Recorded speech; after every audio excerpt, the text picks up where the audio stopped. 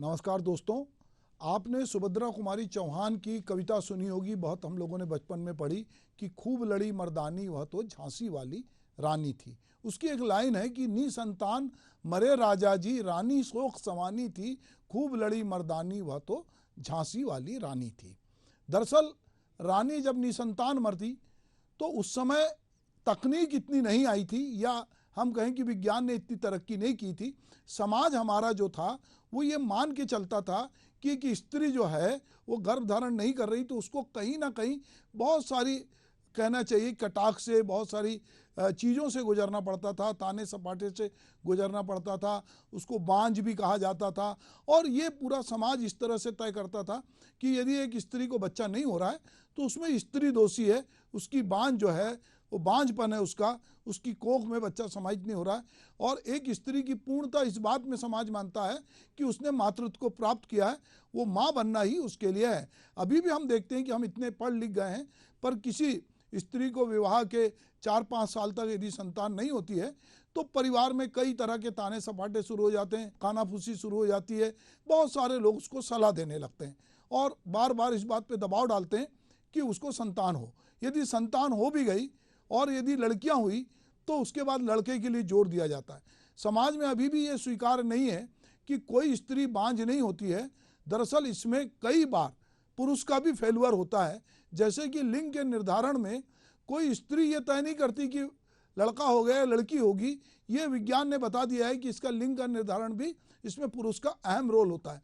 पर चूंकि समाज में इस तरह की धारणा है और ये बार बार ये बात प्रचारित होती है कि एक स्त्री को ये भी बताया जाता है कि आपके विवाह की उम्र क्या होनी चाहिए, आपको बच्चे कब धारण कर लेना चाहिए। पर अब चूंकि कामकाजी स्त्रियों की संख्या बढ़ रही है, नौकरी पेशा हो रही हैं, पढ़ाई लिखाई कर रही हैं, तो उनको लगता है कि हमको पहले अपना कैरियर बनाना चाहिए। कैरियर बनाने के बाद यदि हमको कोई समान विचारों वाला, समान आय समूह का साथी मिलता है तो हमको विवाह करना चाहिए। बहुत सारी स्त्रियां विवाह भी नहीं कर रही हैं, या अगर वो बच्चे भी पैदा करना चाहती हैं तो एक सेटलमेंट के बाद वो पहले अपने लिए सारी सुविधाएं जुटाना चाहती है, फिर वो बच्चा पैदा करना चाहती है। तो ये कहीं ना कहीं स्त्री जो है वो बच्चों को लेकर, संतान को लेकर जिस तरह की हमारे समाज में धारणा थी उसको वो तोड़ती है और स्त्री अपने तरह से जीना चाहती है। अब यहाँ मैं ये बात क्यों कर रहा हूँ, पंजाब के मशहूर सिंगर जो थे सिद्धू मूसेवाले की हत्या के बाद उनके परिवार के साथ ही उनके चाहने वालों ने लंबे समय तक उनमें मायूसी छाई रही, क्योंकि वो बहुत फेमस गायक थे।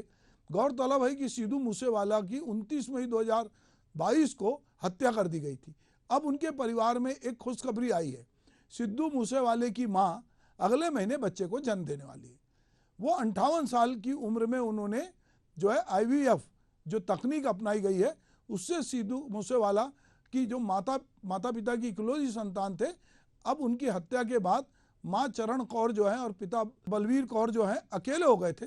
उसके बाद उन्होंने दूसरे बच्चे को जन्म देने का फैसला किया और एक माता पिता की ज़िंदगी में उसकी संतान को बहुत ज़्यादा जो है, उसकी संतान की बहुत ज़्यादा अहमियत होती है।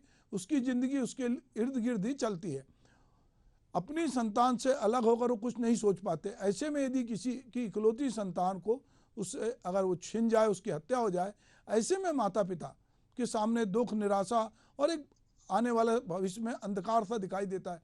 लेकिन आज आधुनिक तकनीक ने अपने ढंग से इनके ऐसे माता पिता के जीवन में मरहम का काम किया है। उम्र के इस पड़ाव में भी माँ बनना संभव हो सका है। सिद्धू मूसेवाला की माँ चरण कौर की उम्र 58 साल है, जबकि उसके पिता बलकौर सिंह की उम्र जो है वो 60 साल है। IVF यानी कि इन विट्रो फर्टिलाइजेशन, इसे सरल भाषा में टेस्ट ट्यूब बेबी भी कहा जाता है। 50 के पार की किसी भी महिला के गर्भ धारण करने की संभावनाएं धीरे धीरे कम होती है। कि हम ये देखते हैं कि एक स्त्री का जब उसको मेंसेस होते हैं और उसके बाद वो गर्भ धारण करने की स्थिति में आती है, पर एक उम्र के बाद वो इससे कहीं ना कहीं उसके जो पीरियड का साइकिल है वो बनना बंद हो जाता है।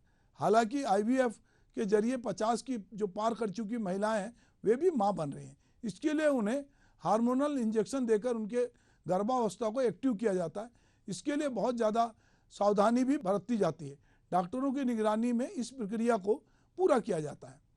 एक तरफ जब इस परिवार की सभी उम्मीदें टूट चुकी थी, जब इसकी इकलौती संतान जो इसका बेटा था उसकी बेरहमी से हत्या कर दी गई, उस दौर में आईवीएफ ने एक नई राह दिखाई है। अधिक उम्र में मां बनने वाली औरतों के सामने विकल्प खुला है। आजकल बहुत सारी महिलाएं अब 30 से 40 साल की उम्र के बीच अपने लिए जो है वो एक स्पर्म जो होता है उसको वो फ्रीज करा लेती हैं और फिर अपने मन मुताबिक वक्त पर आईवीएफ के जरिए वो जो है उसको कंसीव करती हैं। आज विज्ञान और टेक्नोलॉजी ने माता पिता के सामने बहुत से विकल्प ला दिए हैं। इसमें बहुत सारे सेलिब्रिटी हैं, आमिर खान, किरण राव, शाहरुख खान, गौरी खान, एकता कपूर, करण जौहर, फराह खान जैसे कई हस्तियों ने इस तकनीक का इस्तेमाल कर संतान प्राप्ति की है। वाकई साइंस ने समाज पर गहरा असर डाला है।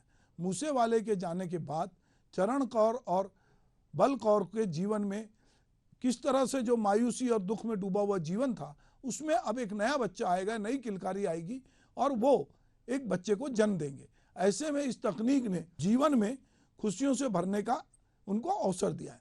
25 जुलाई 1978 को लंदन में दुनिया की पहली टेस्ट ट्यूब बेबी का जन्म हुआ। यानी ये तकनीक करीब 45 साल पुरानी है। अब तक दुनिया में 1 करोड़ से ज़्यादा टेस्ट ट्यूब बेबी जन्म ले चुके हैं। वर्तमान में करीब 5 लाख बच्चे प्रतिवर्ष दुनिया में इस तकनीक से जन्म ले रहे हैं। भारत में 6 अगस्त 1986 को पहली test tube baby Harsha Chawda का जन्म हुआ था। आज हमारे जीवन शैली में बदलाव आ रहा है, उससे विवाह की उम्र और बहुत सारी चीज़ें भी प्रभावित हो रही है। इससे सामान्य ढंग से गर्भ धारण करने में भी समस्या हो रही है। ऐसे में ये तकनीक कई दंपतियों के लिए मददगार हो रही है। अब हम इस तकनीक पर अलग अलग शहरों में बहुत सारे डॉक्टर उपलब्ध हैं जो इस बात को कह रहे हैं कि निसंतान दंपतियां जो हैं वो आधुनिक पद्धति से उनका जो उपचार होगा और उनको संतान प्राप्ति में किसी प्रकार की कठिनाई नहीं होगी। इसमें अब बहुत खुलकर बात होने लगी है, क्योंकि ये बात पहले गोपन होती थी, लोग बताते नहीं थे और कई तरह के नीम हकीम के पास जाते थे। पर अब चूंकि सभी जगह परामर्श के लिए प्रशिक्षित डॉक्टर हैं और वो इसकी जांच करके वो कहीं ना कहीं जो ऐसे माता पिता ऐसी दंपत्ति है, अब तो एकल दंपत्ति भी जो है, एकल व्यक्ति है, अगर वो स्त्री है तो वो अकेली माँ भी बन सकती है, एक पुरुष है तो वो अकेला पिता भी बन सकता है। तो जो विज्ञान ने इस तरह की तरक्की की है और जिस तरह से पूरे हम देख रहे हैं कि बीच में हमारे यहाँ पर सेरोगेट मदर का एक कंसेप्ट चला था जो बाद में उसमें बहुत सारे विवाद होने लगे, पर ये जो पद्धति है टेस्ट ट्यूब बेबी पद्धति, हमने देखा कि इस पर फिल्म भी आई। हमने विक्की डोनर जैसी फिल्म भी देखी कि किस तरह से अपने टेस्ट ट्यूब बेबी को पैदा कर रहे हैं।